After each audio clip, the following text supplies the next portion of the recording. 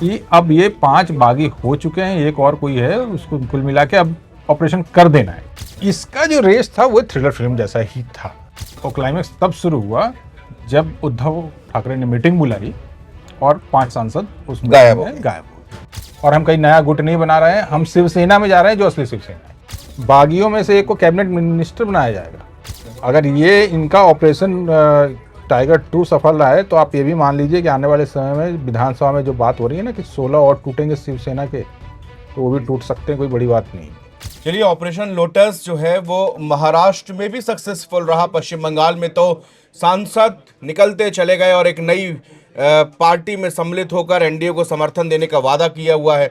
दूसरी तरफ ये सब प्रक्रिया चली रही थी, दूसरी तरफ यहां पर देखा गया कि भाई उद्धव ठाकरे के जो सांसद है शिवसेना यूबीटी के, वो भी बागी हो गए। पहले 7 की संख्या आई, लेकिन 6 सांसद फिलहाल जो है वो पूरी तरह से ये फैसला हो गया है, लगभग इसमें मुहर लग गई है कि वो एनडीए में शामिल होंगे। और इसके अलावा लेकिन 6 सांसदों को कैसे 48 घंटे तक मुंबई नांदेड़ में पूरा घटनाक्रम चढ़ता, श्रीकांत शिंदे और एकनाथ शिंदे यानी कि पिता और बेटा दोनों ने कैसा चक्रव्यूह ऐसा फंसाया और प्राइवेट जेट लैंडिंग होती रही। अब ये पूरी रात जो है कश्मकश बीतती रही, पूरी कहानी की तरह कि कैसे 6 सांसदों को ऐसा अपने मिलाया गया, किस तरह से उनको फ्लाइट पकड़ाई गई, यानी कि एक पूरी स्क्रिप्ट जैसे एक थ्रिलर फिल्म की लिखी जाती है विश्वनाथ जी, उसी तरह ये ऑपरेशन लोटस को सक्सेस किया गया है। देखिए, ये जो पूरा जो ऑपरेशन था इसमें एक ना शिंदे काफी लंबे समय से लगे थे। मतलब ऐसा नहीं है कि ये सिर्फ 48 घंटे का, तो खैर क्लाइमेक्स था ये। हाँ, ये क्लाइमेक्स था जिसमें वो क्लाइमेक्स तब शुरू हुआ जब उद्धव ठाकरे ने मीटिंग बुलाई और 5 सांसद उस मीटिंग में गायब हो गए। तब वहां से क्लाइमेक्स शुरू हुआ। उसके बाद क्या था कि तय हो गया कि अब ये 5 बागी हो चुके हैं, एक और कोई है, उसको कुल मिला के अब ऑपरेशन कर देना है। अब रुकना नहीं, अब कर देना है वाली स्थिति थी। और उसमें थे 48 घंटे। 14 तारीख को उन्होंने मीटिंग बुलाई। 15 माने 14 तारीख को ही शाम को रात तक क्लियर हो गया था कि हाँ, लेकिन बचे 15 16। 15 तारीख से ये उठापटक चालू। फिर शुरू हुआ उनका ऑपरेशन, जो उन्होंने ऑपरेशन टाइगर, जो उन्होंने नाम दे रखा है पार्ट 2। तब इनका ये ऑपरेशन शुरू हुआ। और ऑपरेशन जब शुरू किया तो इन्होंने अपने सारे घोड़े खोलने बोला, जिसने सारे घोड़े खोल दिए। उन्होंने कुछ सारे प्रयास कहीं से कोई चूक नहीं है। और इसमें एक रेस हुई उद्धव ठाकरे और एकनाथ शिंदे के बीच में। रेस ये थी कानूनी पहलुओं को लेकर कि जो बागी हैं वो पहले दिल्ली आए तो लोकसभा अध्यक्ष से मिले, उनको पहले लेटर थे उनको व्हिप जारी करने से पहले, है ना।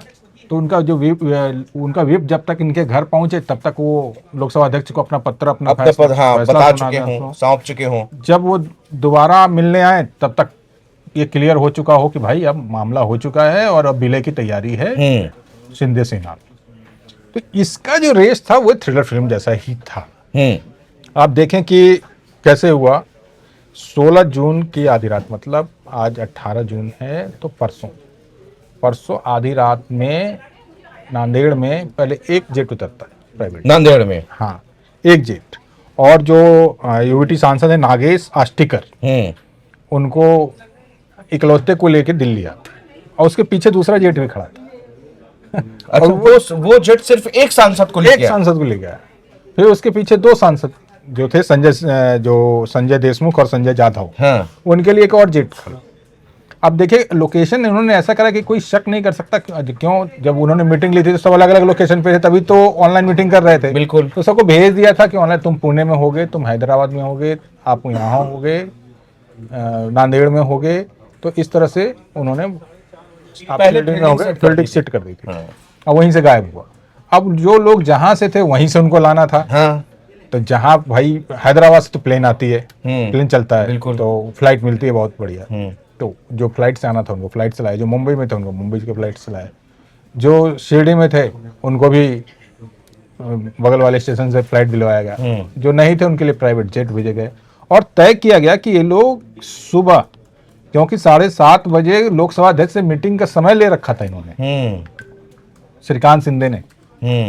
श्रीकांत शिंदे की व्यवस्था इतनी मजबूत थी कि उन्होंने कहा कि भाई 7:30 बजे भाई संजय राउत को भी खबर लगी होगी हम्म। भाई ऐसी है, वही लोग दिल्ली पहुंच गए बिल्कुल, हैं। हाँ। भनक लगी तो उनके पहुंचने से पहले आपको लोकसभा अध्यक्ष के पास हाजिरी लगा देनी है। और उन्होंने लगवा भी दी। और 7:30 बजे सारे सुबह सुबह सुबह, वो हाँ 7:30 बजे ना सुबह हाँ के सुबह वो, 17 तारीख की सुबह 7:30 बजे हाँ वो लोग आ गए। आ नहीं गए, आके लोकसभा अध्यक्ष से एक आदमी मिल लिया कि भाई हम बागी हो गए हैं हाँ। और हम अलग इसमें शिवसेना में शामिल होने जा रहे हैं। उसके बाद जब आपने प्रेस कॉन्फ्रेंस सुनी होगी, जब तक 10:30 बजे तक उनका व्हिप वाला लेटर जारी हुआ, तब तक तो 6 के 6 सांसद मिल चुके थे ओम बिरला जी से। तो आप ऐसे समझिए कि वो उनके मतलब कदम रखने से पहले ये लोग जो बागी थे और श्रीकांत शिंदे ने बढ़िया व्यवस्था, सबको कहा जाता है कि नोएडा के किसी अच्छे होटल में उनको ठहराया गया, अलग अलग दिशाओं से सबको कलेक्ट किया, खुद ये लोग बाप बेटे आए, सारी व्यवस्था की, ओम बिरला जी के साथ गए, वहाँ पे मुलाकात करवाई, पहले 1 से फिर बचे हुए 5 से, और लेटर भी दिलवा दिया, विलय वाले जो लेटर होते हैं वो लेटर दिलवा दिया उन्होंने, हस्ताक्षर करवा दिए। उसके बाद हुआ क्या कि संजय राउत व्हिप को लेकर के दिन भर प्रेस कॉन्फ्रेंस करते रहे, बयानबाजी करते रहे। अब तो सांप जा चुका था, वो डंडा पीट रहे थे, तो उनके पास बचा ही कुछ नहीं। अब आज का देखो, सारे एक भी बागी नजर आए क्या? नहीं है, कोई बागी सामने नहीं आ रहे। 6 सांसद हैं, एक को आज उन्होंने एक लेटर जारी कर दिया इनको एक लेटर में उन्होंने आज 6 सांसद ने एक लेटर जारी किया। लेटर जारी करके उन्होंने कहा कि अपने सवालिया निशान उठाए उद्धव ठाकरे पे कि आप कांग्रेस में शामिल होना चाहते हैं, इसलिए हमको आना पड़ा, हमारी गलती नहीं है।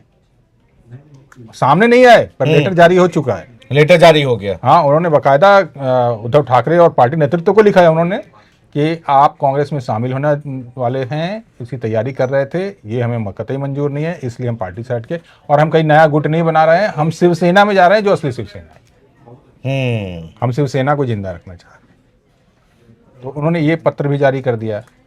और कल सबसे बड़ी बात है कि कल शिवसेना का स्थापना दिवस है, और ये असली नकली की लड़ाई जो 2022 से चल रही है उद्धव ठाकरे और एकनाथ शिंदे में, तो अब जिनके पास ज़्यादा विधायक, ज़्यादा सांसद हैं, हाँ। तो अब असली नकली की जो चर्चा कल तो और मज़ेदार होना चाहिए, क्योंकि दोनों जगह स्थापना दिवस मनाया जाएगा। बाला साहब ठाकरे दोनों तरफ याद किए लेकिन जाएंगे। इस तरफ जो है शिंदे की तरफ जो है पूरी सांसदों की, विधायकों की, मुख्यमंत्री मंत्री से लगा के पूरा अमला जो वहां पर मौजूद होगा। हाँ, और एक चीज और मैं आपको बताऊं, इस पूरे घटनाक्रम में जो टूटने और इसमें है, शिंदे बहुत मजबूत होकर उभरे हैं।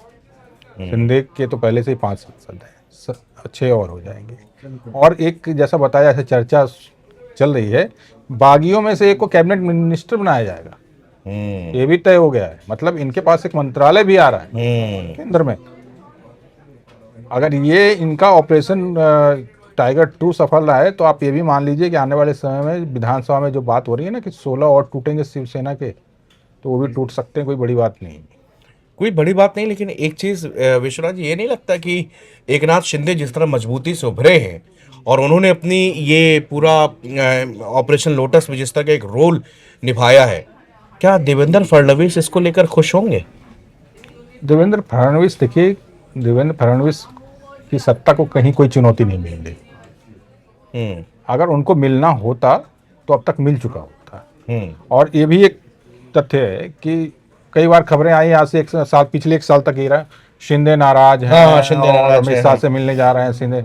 अरे वो तो अपनी नाराजगी तो जो थोड़ी बहुत होगी तो बता ही रहे होंगे, मगर उन्होंने तो पूरा इन्होंने जो, हम तो यही मानते हैं कि वो अपडेट देने जा रहे थे कि भाई 7 टूटने वाले हैं कि 6 टूटने वाले हैं। टूटने के बाद आप क्या करोगे और कैसे करोगे एडजस्ट, ये बताओ आप। तो ये बहुत ही उनका गेम प्लान बड़ा तगड़ा बनाया था, एकदम पूरा स्क्रिप्टेड, और कहीं पे जीरो एरर की गुंजाइश नहीं। एक कंक्लूड करना चाहूंगा, श्रीकांत शिंदे सबसे पक्के माहिर खिलाड़ी बनकर निकले।